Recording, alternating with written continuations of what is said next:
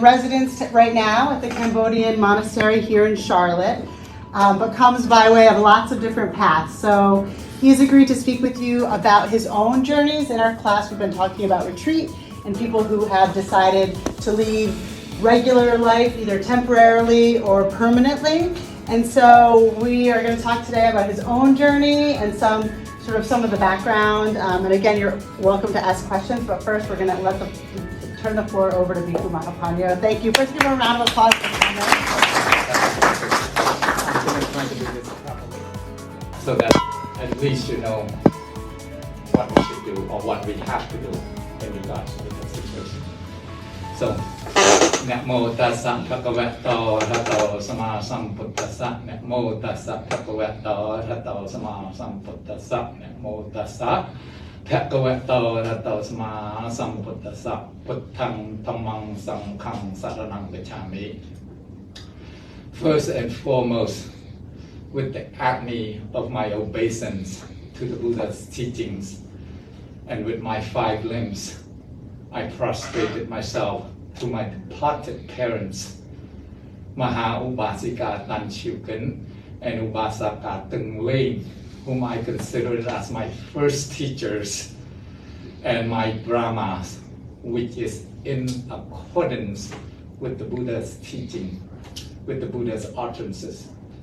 In Anguttara Nikaya 3.31, which is in Sabrahmaka Sutta, secondly as prominent, with my 5 limbs, I prostrate and pay homage to the triple gems, the 3 jewels, which are the Buddha, the Dharma, and Arya Sangha.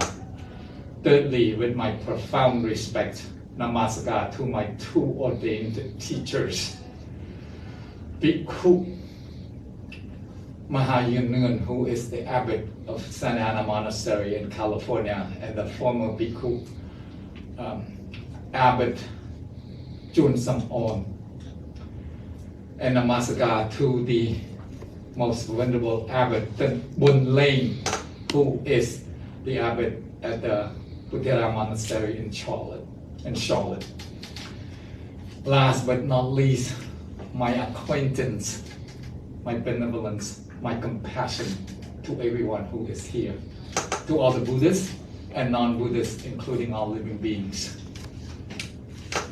That's the way you should do it, before you start to disseminate the Dharma. However, most of the monks who have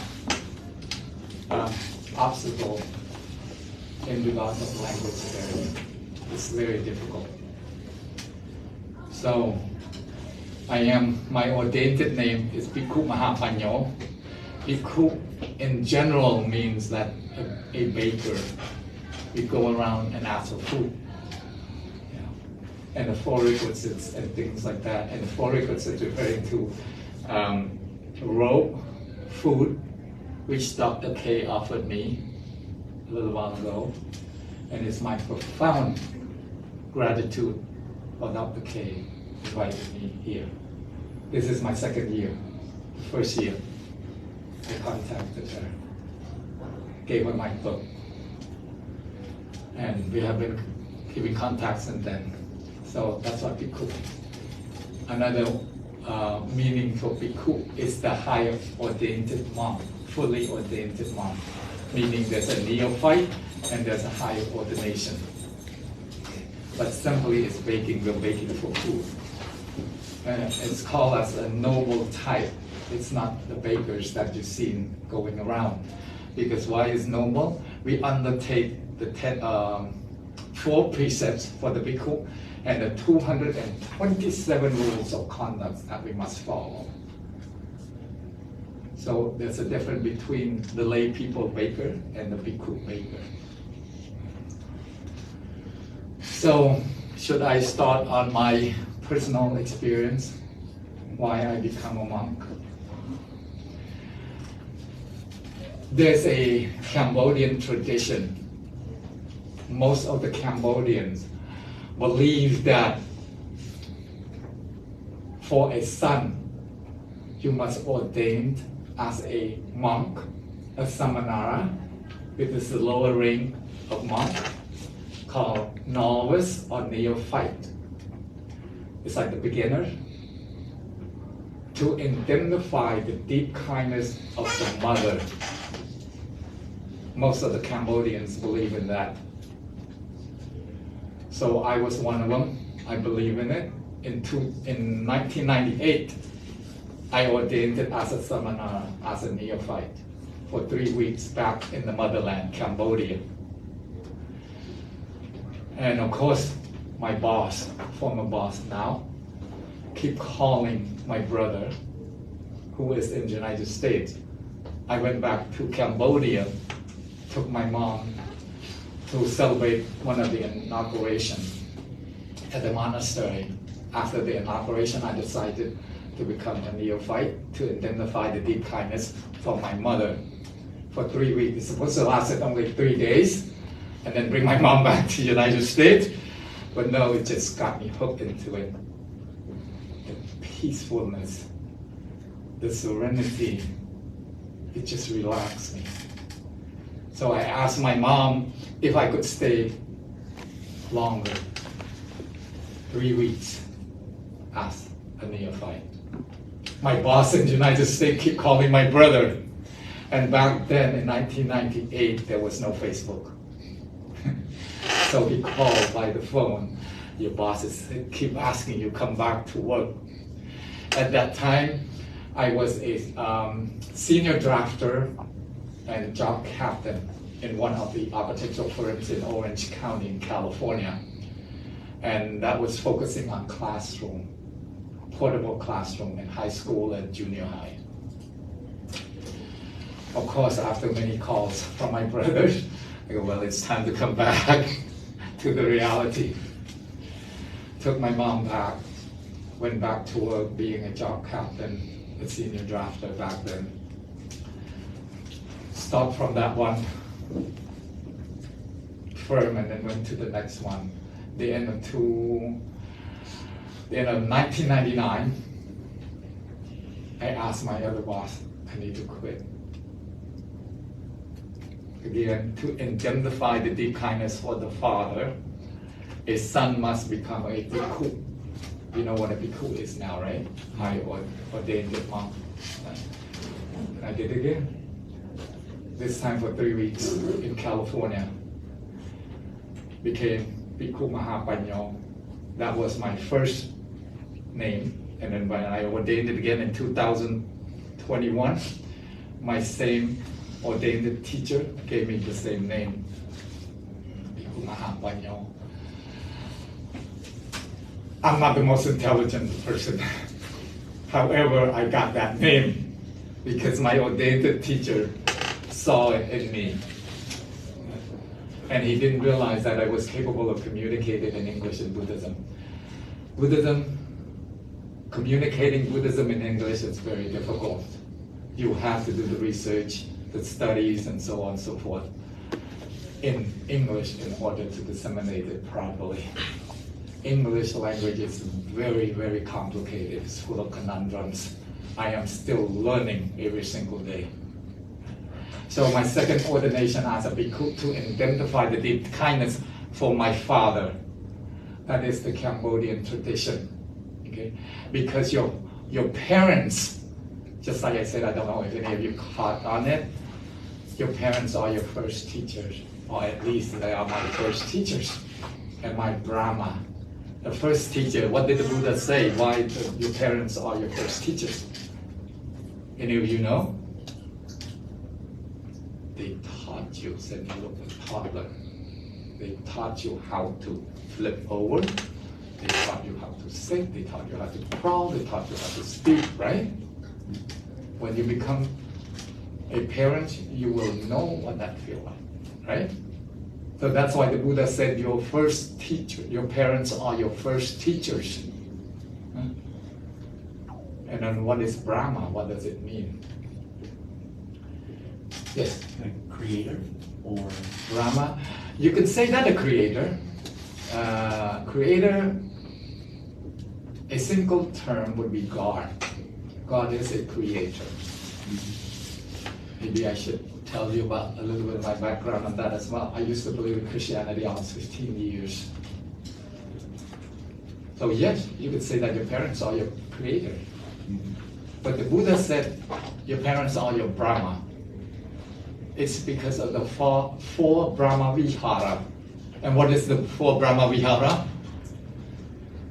In English, it's known as four sublime. The four sublimes. Metta, Karuna, Mudita, and Ubeka. Metta, loving kindness or benevolence. Karuna, compassion. Metta, Karuna, Mudita. What is Mudita? Altruistic joy or sympathetic joy. And Ubeka, equanimity. However, the term of equanimity is a technical term, and I translated from Cambodian meaning. In Cambodian, said you have to be in the middle, being in the middle path, you're not taking it inside. So, Ubeka, I would translate it as unbiased. You're being in the middle. And your parents are all of those, the four sublimes. That's why you must have filial piety. What does that mean? Being dutiful to your parents. Respect your parents. Just like you said, your parents are your God, right? They are your gods. Your bodies do not belong to you. Scientifically, who does it belong to? Your body. Belong to your parents, right? Because of their concupiscences, their strong lust. That's why you are here, correct? They consummate, being intimate, right? Your body belongs to your parents. However, at the end, the Buddha discovered it belongs to no one. The first reason I could give you why does your body belong to no one at the end. When the mind is ready to depart, when the body is deteriorating, the four elements is being destroyed. You know what those four elements are? Earth, water, fire, and wind, air, oxygen. Earth, right? Belongs to earth. It's belongs to all those four elements. It's going back. If your body belongs to you or to your parents, you can take that body with you. How many mind, consciousness? Some of you may understand it better if I say soul, but in Buddhism, doesn't believe in soul, believe in mind and consciousness. Due to your karma, that's why it brought you to your parent, a certain parent. That's the reason. So your body is not yours. If you think your body is yours, it is one of the three fetters. What are those fetters? Delusion. Because you're only here to do good deeds. Even in Christianity, those who believe in Christianity, the 10 Commandments. You remember all those 10 Commandments? Right? So those are doing good deeds, right? So you are here to accumulating good deeds. You heard the word karma or karma? K-A-R-M-A, that is Sanskrit language or Sanskrit language. Karma is Pali, K-A-M-M-A. So due to your karma or karma, that's brought you here to a certain parents. Some parents are addicted to drugs. Some parents have done the opposite of the 5 precepts. What are the 5 precepts? Abstain from killing, abstain from stealing, abstain from sexual misconduct, abstain from lying, abstain from intoxication. No killing, no stealing, no sexual misconduct, no lying, no intoxication. What does it mean, no killing? It doesn't mean that you don't kill human being. You're not supposed to kill an insect, not even a mosquito you're not supposed to kill. Any insect that you could see with your naked eyes, you are not to kill, because karma will ensue you like the object will never leave, like the shadow will never leave its object. That's why some of you may be born with bad parents, some of you may be born with good parents, so concerned about you with the force of rhymes they have it in mind. So that I can keep on going, but now I'm going to get into my third reason why I become the monk. This is my third time. And this is start out the Cambodian tradition as well. In Cambodia, most of the people believe that when the parents pass away, the son must ordain it as a samanara, a neophyte, novice. Okay, that's also concatenates to the Buddha's teaching as well. As I have informed that Dr. K is interconnected to one of the sutta, Majjhima Nikaya Sutta called Akenkiya Sutta, Majjhima Nikaya book called Akenkiya Sutta, number 6, said if a monk should wish. It's quite complicated to understand, but I'm trying to translate it to you. Wish for what? Wish for the deceased to receive the merits of ordination. That bhikkhu or that monk can do so. Does that make sense? So the deceased will be able to accumulate it. If they were happy about it, to accept it, they will be able to accuse. Like I know my mom will be happy about it, of my ordination, because the first 2 times that I ordained it, my mom was next to me. She was delighted seeing me ordained as a monk. Every time I speak about my mom, I get choked up. That's my first teacher in my Dharma. 9 months and 10 days. You men don't know what it feels like. Only the women. I don't know how many of you have any children. Hopefully not yet. You're still young. That is agony, excruciating. Imagine being born. I could only think about it. When I just think about it, I get all squint up. I don't know how other men would think about it. That's why every time I talk about my mom, tears coming out of my eyes. I try to control it, being mindful. I go, Bhikkhu Mahāpañño, you are now a monk. It is not an attachment. It is called being respectful to your parents. One of these days you will know what it feels like. Women. So that's why I decided to ordain it for the 3rd time. After the 2nd time, I go, no, I don't want to do it anymore. Because I know what it feels like. I know how strict it is to become a monk, to become a bhikkhu. 4 precepts. For the bhikkhus, only 4 precepts. However, there's 227 rules of conduct that we need to follow. 4 of them is called a defeated rule if they make a mistake. So that's too deep for you to understand. So that's the reason why I became a monk for the 3rd time, to identify the deep kindness for my mom. In Cambodian, known it as Buộc Mộc Plum. I translated that as ordained in front of fire or ordained at the face of fire. And again, that Cambodian tradition concatenates it to Buddhism. Most of them have done it, it's because of tradition. When you believe any religion, traditionally, it will automatically debacle, meaning a failure, one way or the other.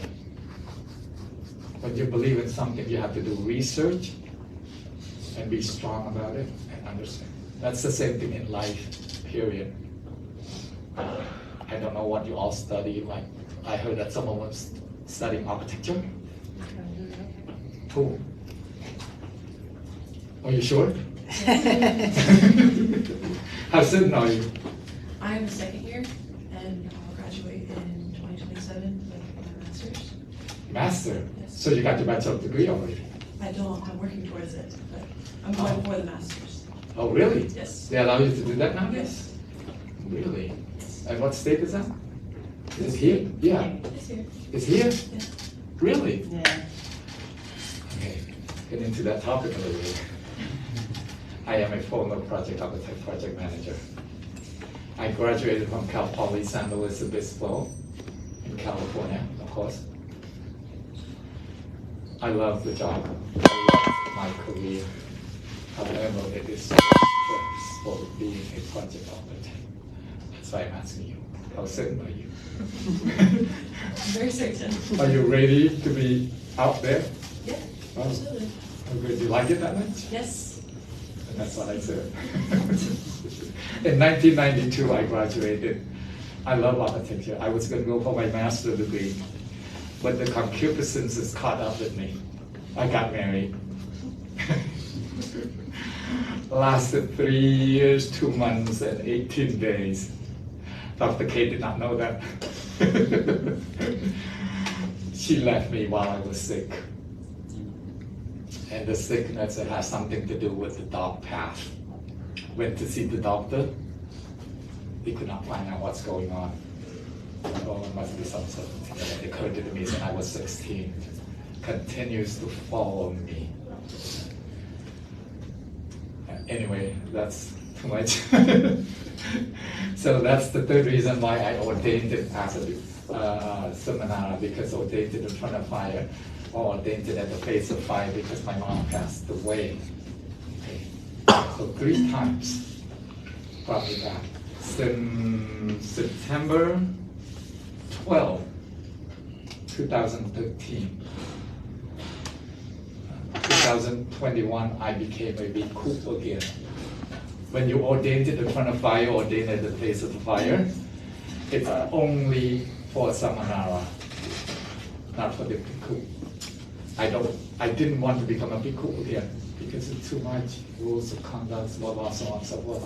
I just want to take an easy way out because I can become a Samanara. However, I could practice as a Bhikkhu, it's fine. But just in case I make any mistakes, because it's very strict to become a Bhikkhu. You have to follow it properly. It's very strict. So those are the reasons, those are the 3 reasons why I became a monk. Any questions that you'd like to ask? Could you turn around to see if anyone who would like to ask questions? Please ask. Any question? 2 reasons that you don't ask questions. Either you don't understand what I was just saying in your past half an hour, or you just don't care. So any question? Yes? Is there any more for you in terms of moving along the path of a monk? Or are you content in where you are? At this point, I am somewhat content. As I have informed the Dr. K, the plan this year is to go back to the motherland, Cambodia, to open up a Cambodia America non-profit association back in Cambodia, so I can disseminate to the foreigners, because there's a lot of tourists that go to Cambodia, and a lot of the young generation, they're capable of speaking English as well. And then my main concern is to disseminate Buddhism in English. Mm-hmm. Yeah. Because I know that some of you are interested in knowing more about Buddhism. So up at this point, that's my plan.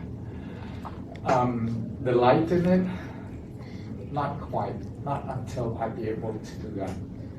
Like, for instance, the Cambodian New Year's, I don't know if you heard about it, that just passed 13, 14, and 15.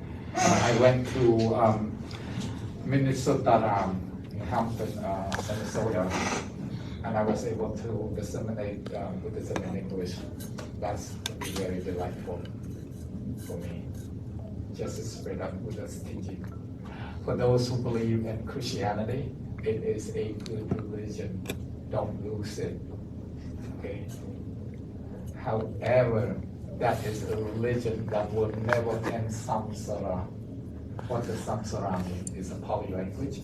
It means that the cycle of the quiet years and rebirth. Cycle of death and rebirth. That's what samsara is. So personally, Christianity is a good religion, but it will never end samsara. It's continuing, no matter what you believe that when once you be born in heaven, you don't think you're gonna come back, you'll be back. Because of karma. Because of karma. So, any other question? No question? Okay, I got three of them. Oh, I saw his hand first, let him answer. You said it's more like a love that you saw in Christianity that made you convert, or was it like a truth that you saw in Buddhism? Oh, good question. Okay, remember I said a little while ago that I was sick, right? And my wife left me. That is more like a Brahmanism in Hinduism type, because that time we believe in spirits. And mind you, approximately 12 midnight, I felt the pain wrapping me, and it poked me right into the stomach. I couldn't breathe. Went to the bathroom and everything, I couldn't breathe, locked the door up. As soon as that pain poking me there, I yelled for my mom. Because my mom took care of me since I was 16. I had a very similar situation back then. Mom, help me, somebody is trying to do something to me again. Of course in Cambodian. I just knew right away.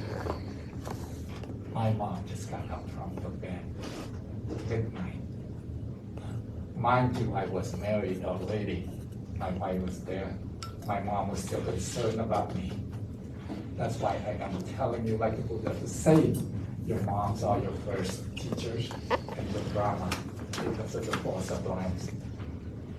The benevolence, the compassion that the parents have for their children, it doesn't matter how old you are still their children, correct? So at that time, I realized, oh, maybe this is a calling. I went back to the monastery, undertake the 5 precepts, and continue doing it. One day, September 29, 1995, the wife left me. She said she couldn't handle it. I made a vow, never again I will get married. Since 1995. Not even getting married, I do not allow any woman to touch me. Never. Even my cousin, even my own sister, I do not allow her to touch my hair. At one time I made a mistake because one of the nuns wanted to shake my hair and I did it. From the quick reaction of being American culture. Oh, I made that mistake. I told my ordained teacher, he excuses me. And just that reflection after being in the United States for 30 years. So that's the reason why I went back to Buddhism and undertake the 5 precepts. I don't know if you still remember the 5 precepts that I just alluded a little while ago. That's how Buddhism started. Did I answer your question? I saw your hand next. Yes. What's your favorite aspect of Buddhism? So many. Being strict about the rules, being peacefulness, concentrate about the Buddha's teaching. There's so many. You don't know until you get into it. Does that answer your question? Mm-hmm. So many aspects. It's just the peacefulness, the serenity, the calmness, being following the rules of conduct properly. Answer the question, right? Okay, next. You the third one, that's all. Well, I want to ask, like, if you were given the chance to go back to change anything from you being sick to you starting your path to being a monk, would you change any of it, or would you keep it as is? One thing I would change is that I would become a doctor to save my mom's life. I wrote that in my Facebook as well. What would one thing you change? I would do anything to save my mom's life.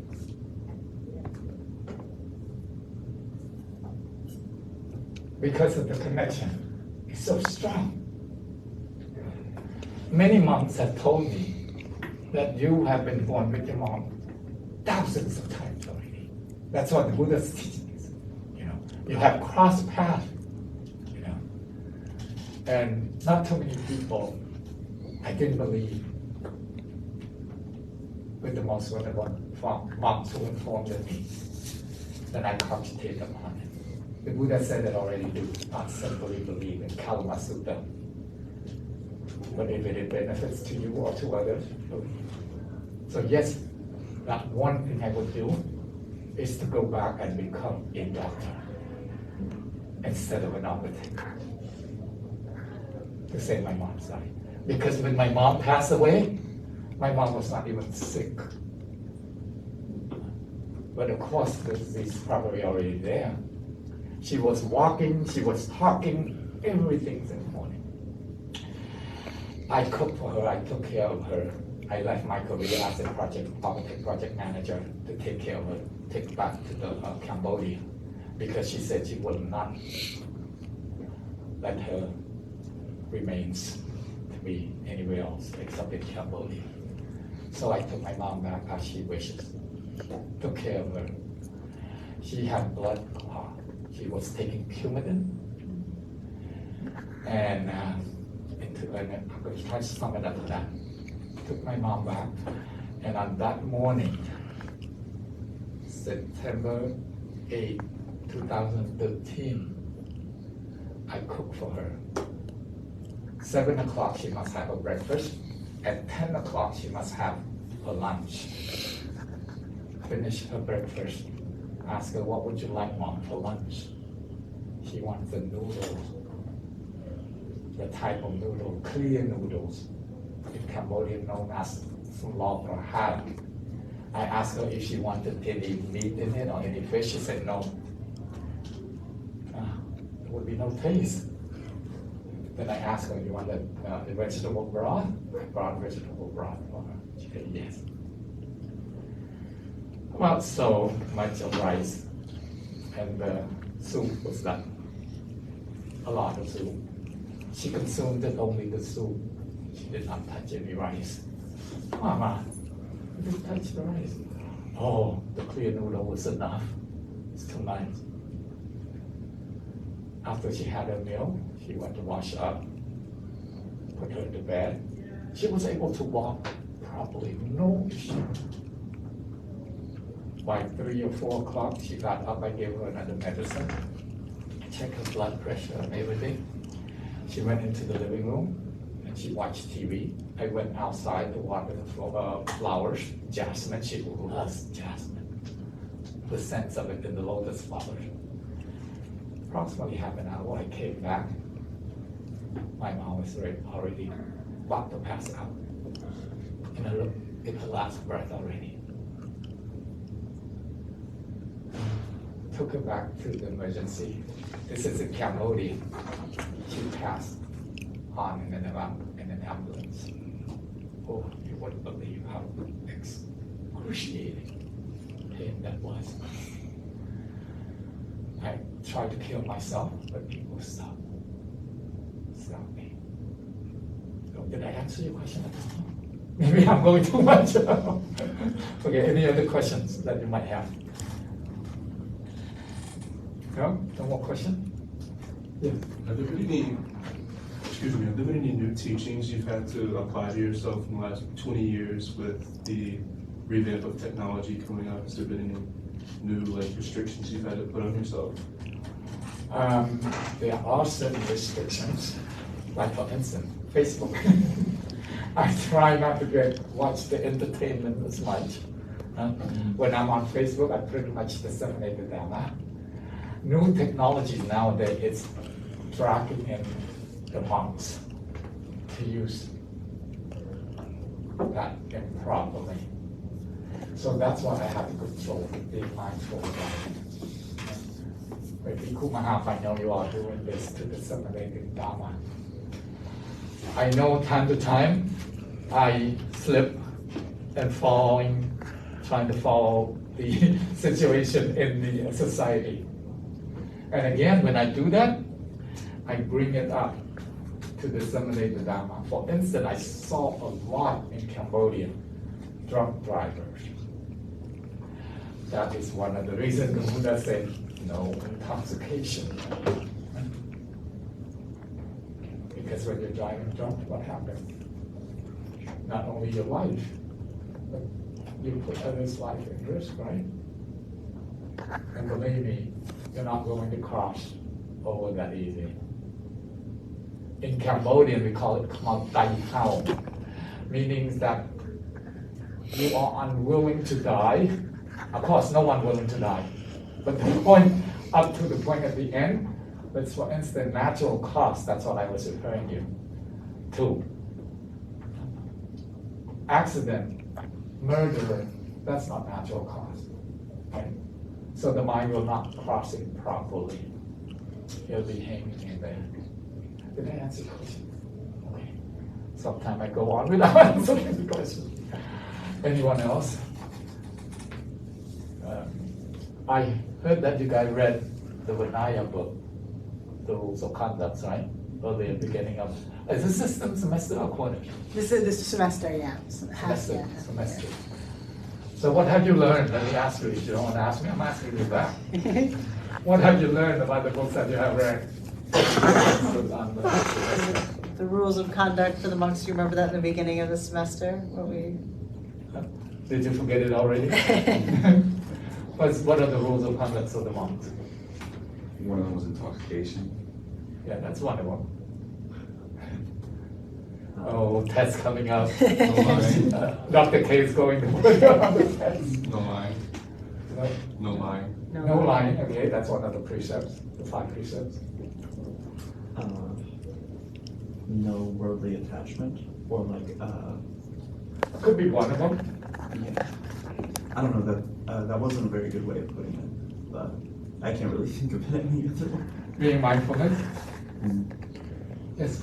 I remember a really specific one was like, you can't look in the mirror. Is that correct? Yes. Is that challenging? Yes. Okay, in the Vinaya meaning rule of conduct. Okay. In the Vinaya, the Buddha said to not look in the mirror, but at that time there's no mirror. You can only see your reflections from pot pans and things like that, or from the water, the reflection of it. However, in that rule of conduct, you can look at it if the monk is sick.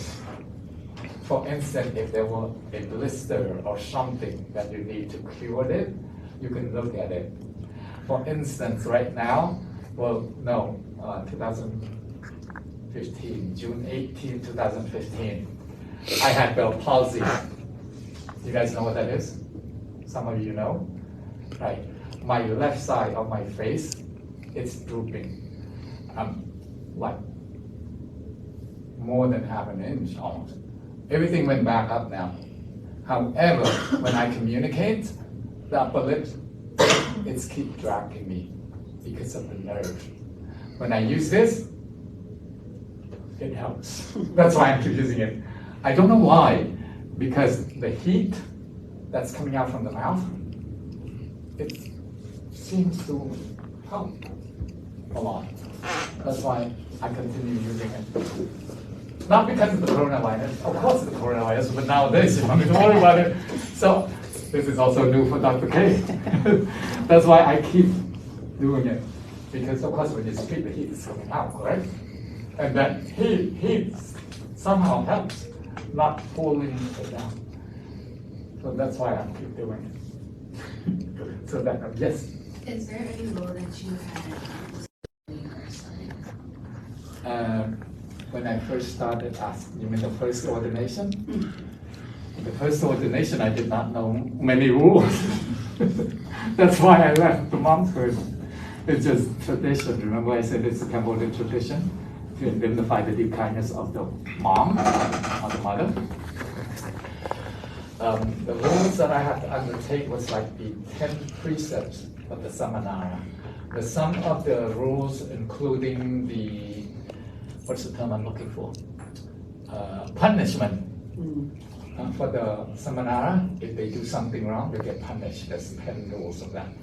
But the rules that I simply follow, which is the 10 precepts, the 5 precepts and the other 5 precepts, which is no higher luxurious bed and no cosmetics and no entertainment. And what? Gold and silver. No. Oh, no gold and silver. There's another one. The high beds. The high beds are there. Perfumes, is it separate from cosmetics? Maybe No, that's that the is same cosmetics as well. cosmetics. Yeah, that's the same as cosmetics. That was another And one. the food, the eating, right? No, that's something else. No, that's not in the 10 precepts. But that's one of the rules of conduct. You're not supposed to eat after lunch. No solid food. Okay. But one of the rules for me for the first time that I ordained is difficult. That's what your question is. Yes, it was quite difficult because I'm the type of person that keep my body going clean. I use a lot of cologne. No makeup, but I use a lot of cologne. Even when I went to bed at that time, after the shower, I spray cologne on like crazy. My wife at that time, why do you have to use the cologne coming to bed? Used to it. I just love the sense of the cologne. What is that? Obsession. That's my favorite cologne. Yes, that was difficult. Yes, to answer your question. I love it. It's just like, and of course, during that time, I was also a bodybuilder, Dr. K. I think I knew that. I competed in a competition way back when I was in college. Probably was in this one. Did not win, but I got the experience. A lot of people using, what is it called? Steroids? I was natural. I was a vegan at that time. That was the time I was a vegan. So, any other questions? Yes. So, are you vegan now? No. Again, when I took my mom back to the motherland in 2009, right shortly before that, it was very difficult. And I was not a vegan, only my diet was a vegan. I could not say that I was a vegan. That would be a white sepulcher. You know what that is, right? A white sepulcher means that hypocrite. But I don't want to use the word hypocrite, that's too much. White sepulcher, that's easier to, it's ease off into. So now, yes, for approximately 9 years, of course back then I had the money as a project manager. I was able to afford the vegan diet. And so from the end of 1999 to about the end of 2008, my diet was vegan. And when I took my mom back to the motherland, I turned it into a vegetarian, a pescatarian. Any other questions? No? Yes? Going back to the rule of not being able to look in the mirror, how does it work now with technology? Like, I know it's kind of hard when like you open your phone or you look at it or like it's supposed to recording. Like, how does that go? Like, can you not watch the video again because you're in it, or how does that work? That's a good question. That's coming back to mindfulness, right? Like I said, there's a huge vanity in my room. What did I do? I took one of the ropes, the inner rope, I covered it up. To answer your question personally. However, I keep the one in the bathroom. It's because of this eye. Sometimes you see the what is it called? What is this called? Reflect, oh, the cloth or? No, Oh, the just Sleep. The gunk in your eye. yeah, the gum is Yeah, I don't know. We call them eye boogers in my Yeah, I no, that's a technical terminology for that. So that's why I told you that I'm still learning English. Anyway, when that happened, when it is too dry, I look into the mirror. What happened to my eye? Can I still see it? Yeah. But to look at it, beautifying myself, no, I must not do that. The reason that the Buddha say that, engendered that rule of conduct, because some monks, when they see their reflection in the mirror with a shaved head, it's not attractive.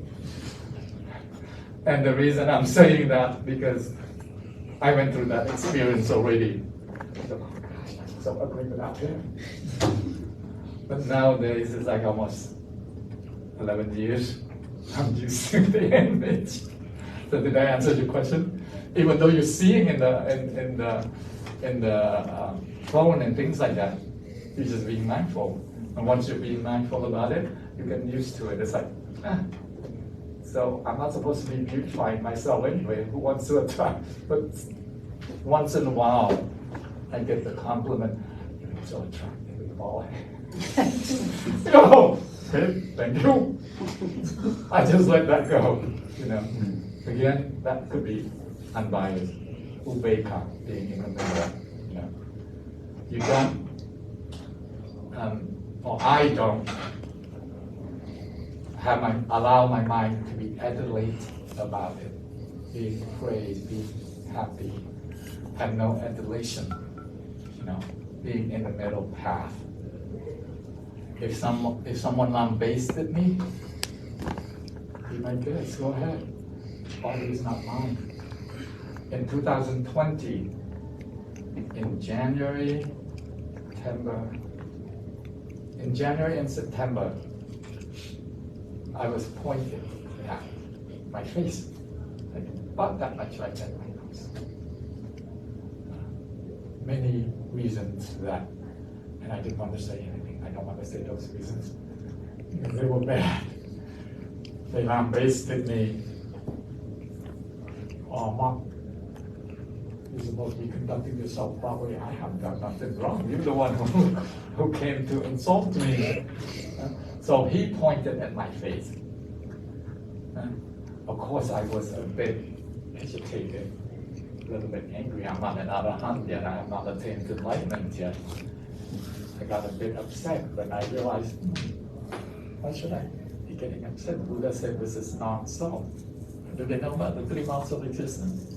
No, we haven't done that. Should I? Sure, yeah.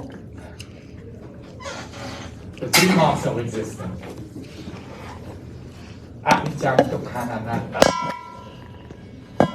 Anicca, it's impermanence. Dukkha, it means suffering, unease, or unsatisfactoriness. Anatta, non-self, no self, or not self. Impermanent, things will forever be changing. Have you noticed? Things are changing constantly. Even the meaning in the dictionary is changing. You notice that? It's like, oh, that's not what it said like 2 or 3 months ago. Now it's changing to this. So impermanent. Things will forever be changing. When it is changing, what happens? It's unsatisfying, right? It's unease. It's suffering. For instance, coronavirus, perfect example, right? Before the end of 2019 or beginning of 2020, look what it changed, right? It took many lives.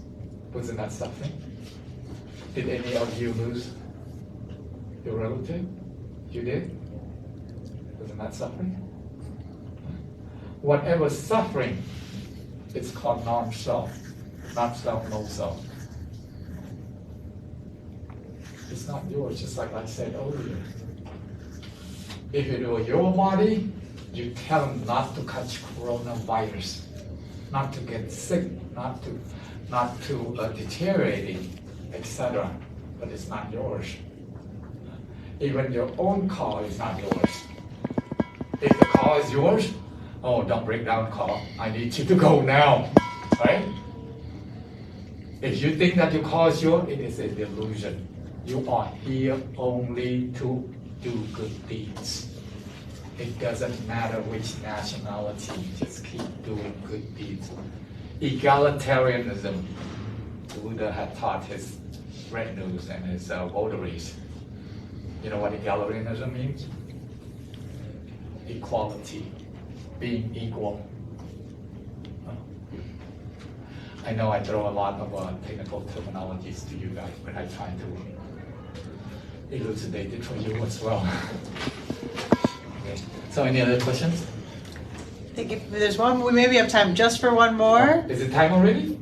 I think we will, because you've been speaking so long, and maybe I thought if there's some students who wanted to come ask questions by themselves, maybe we would have a little time for that too. Oh, Would that be okay? Yeah, that's fine. That's perfect. Does anyone have one more? I'm going to ask one more question. So, I see that you all, do you groom yourself, like looking in a mirror, or does someone? Shaving? Yeah. Oh.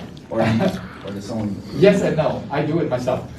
You know, nowadays they have, what is it? The shaver that has 7. A razor, like the electric razor? Yeah, like, not the clipper. They have like, what you brought that up? Yeah. They have 7 circle. Yeah. Yeah, I do that. But I don't like the stubble. So I shave. I took the razor and do it myself. And time to time, of course, I like it to be smooth.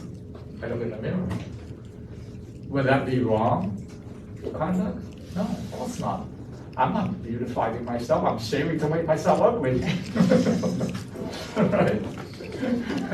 So that's why. So that's a different. That's a rule of conduct. One of the things that I should allude in the sutta called Mahāpañño, we discussed about that. The Buddha told Bhikkhu Ananda, Bhikkhu Ananda was his servant, that any minor rules of conduct can be abolished. But Bhikkhu Ananda forgot. So all the rules of conduct continue. But nowadays, even the food we're not supposed to keep more than 1 day. Because back then there's no refrigerator, no electricity. Nowadays, freezer, refrigerator. So those are the minor rules of conduct. So any other question? Or you can come up and ask me. Yeah, let's formally thank Bhikkhu Mahāpañño for his time. And I'm sure if you could come up, we have some time, we could stay in the classroom.